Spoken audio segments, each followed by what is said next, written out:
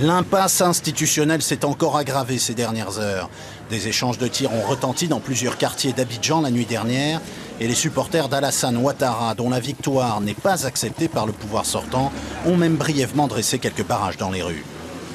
Le chef de l'opposition, déclaré vainqueur par la commission électorale indépendante, est pourtant ce matin reconnu par l'ONU et la communauté internationale.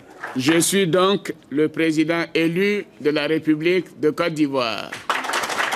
Peu auparavant, le représentant spécial des Nations Unies dans le pays avait indiqué que même en cas d'annulation des votes des régions du Nord qui lui sont favorables, l'issue du scrutin ne pouvait être différente. La réaction dans le camp du président Laurent Gbagbo, toujours en exercice, ne s'est pas fait attendre. Nous n'allons jamais accepter qu'un fonctionnaire des Nations Unies se comporte de la sorte dans un pays souverain. La prochaine fois, nous demandons son départ immédiat. Et les partisans du pouvoir ont fêté leur victoire au contraire, lorsque le Conseil constitutionnel ivoirien proche de Laurent Gbagbo a déclaré ce dernier, en dépit des résultats, vainqueur de l'élection présidentielle.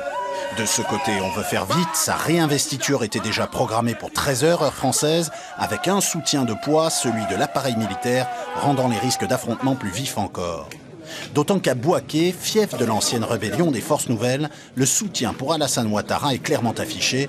L'élection présidentielle qui, après 10 ans de crise, devait permettre la réunification du nord et du sud du pays, menace au contraire de faire à nouveau plonger la Côte d'Ivoire dans la guerre civile.